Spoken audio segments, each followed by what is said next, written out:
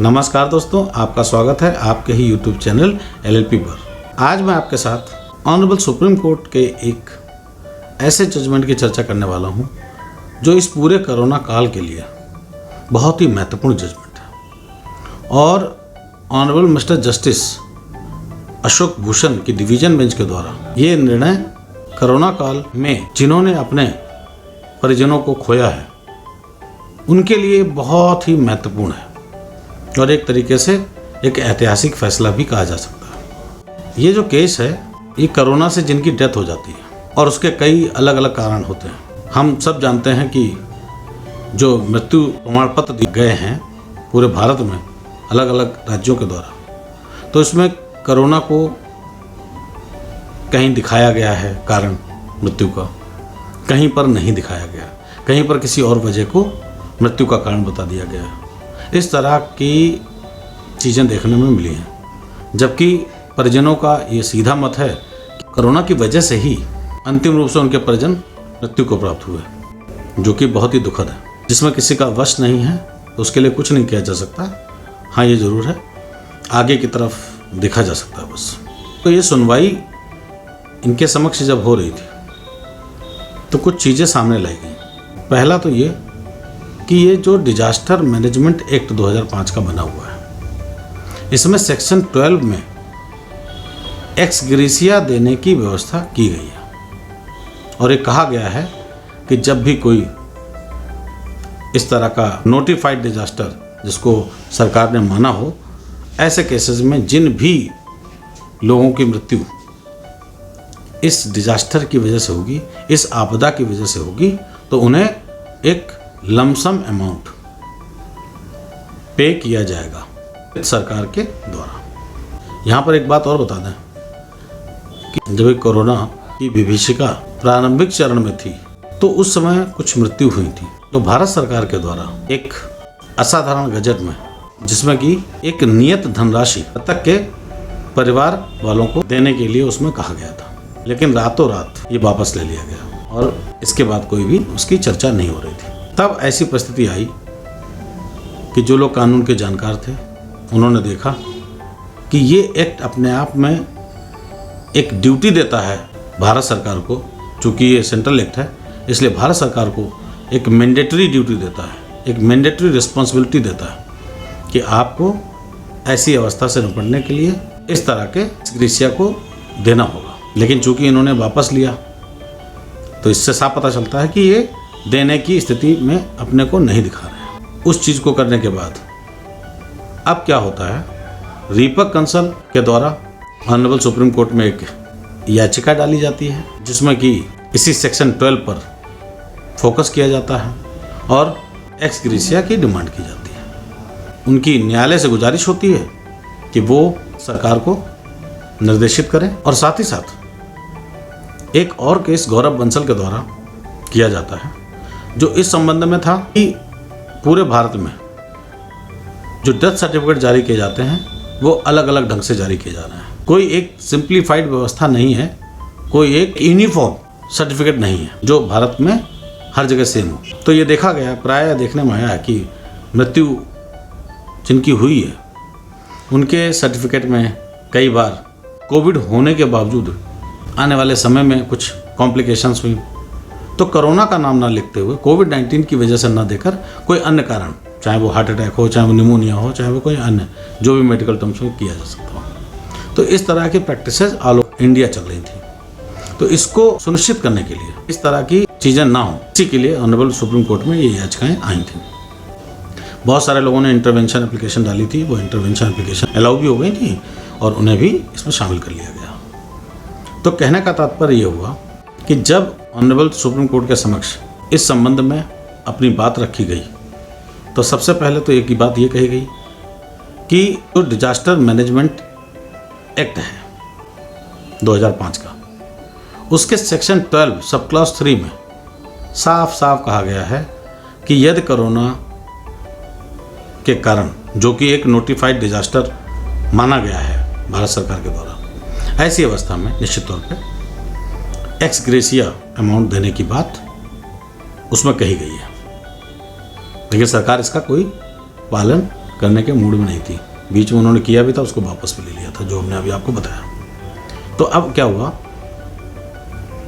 Honourable supreme court के सामने पूरी बहस की गई और अपने तर्कों को बल दिया गया। कुछ केस लॉज के माध्यम से जो संभव था वो किया गया। और कुल मिला के मुख्य बात जो है वो ये है कि एक तो इस एक्ट के मुताबिक एक्स ग्रेशिया देने का प्रावधान किया गया है और ये ऑलरेडी करते आए हैं। फंड बनाए गए हैं जो स्टेट को देने की बात होती है, तो वो केंद्र सरकार ने ऐसा राज्यों को फंड रिलीज किया। तो जब आपदा को मैनेज करने के लिए केंद्र के रूप में राज्य सरकारों को इन्होंने ये किया, तो इससे भी पता चलता है कि आप वो चीज़ कर रहे हैं। और जो उनके एनडीआरएफ वगैरह में कार्य कर रहे हैं, उनके परिवारीजनों को मृत्यु की स्थिति में एक्स ग्रेशिया देने का प्रावधान किया गया था, वो पूरी तरह से अवगत थे कि ये सब किया जा रहा है। लेकिन अब चूंकि पब्लिक में और बहुत सारे लोगों की डेथ हो रही है, तो उससे कैसे अपने आप को बचाएं, इस तरह की कोई बात रही होगी दिमाग में। तब न्यायालय के समक्ष सारी बहस हुई। उसके बाद अंतिम रूप से न्यायालय ने एक तो ये बात कही कि आप यानी कि केंद्र सरकार पहले तो एक ऐसी गाइडलाइंस इशू करे जो एक्स ग्रेशिया के संबंध में क्लियर कट हो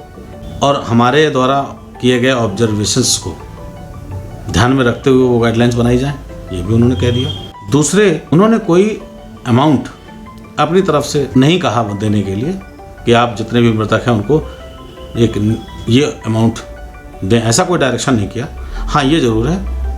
नेशनल डिजास्टर मैनेजमेंट अथॉरिटी के ऊपर उनके विवेक पर इसको जरूर छोड़ दिया और ये कहा कि आप रीजनेबल अमाउंट एक्स ग्रेशिया के रूप में उसको देने के लिए तैयारी करें जल्द से जल्द। 6 हफ्ते के भीतर उन्होंने ये कहा था, आपकी जो भी रिकमेंडेड गाइडलाइंस हों उनको आप जारी कर दें। नेशनल डिजास्टर मैनेजमेंट अथॉरिटी को, केंद्रीय आपदा प्रबंधन प्राधिकारी को निर्देशित कर दिया कि आप रिकमेंडेड गाइडलाइंस जारी करते हुए जिनकी मृत्यु हुई है उनके परिवारीजनों को एक्स ग्रेशिया अपने विवेक से निर्धारण करते हुए एक रीजनेबल अमाउंट उनको देने का काम करें। और दूसरा उन्होंने डायरेक्शन ये दिया कि ये जो पूरे भारतवर्ष में ये जो डेथ सर्टिफिकेट में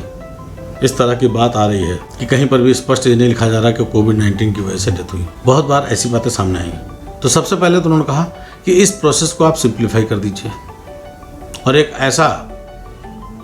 ऐसी प्रक्रिया बनाइए जिसमें किसी व्यक्ति को यदि कोई ग्रीवांस है आपके इस सर्टिफिकेट से, तो वो करेक्शन के लिए या वो अपने उसको चैलेंज कर सके, आप एक व्यवस्था बनाइए। और कहा कि जो गाइडलाइंस आप इशू करें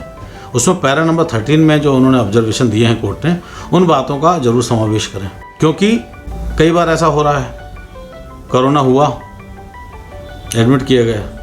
बाहर आ गए, डिस्चार्ज हो गए, डिस्चार्ज होने के बाद फिर कोई कॉम्प्लिकेशंस हुई, उसके बाद व्यक्ति की मृत्यु अगर हो गई, तो ऐसे में आप ये कह देते हैं कि वो कोरोना तो ख़त्म हो गया था। तो ऐसा नहीं चलेगा,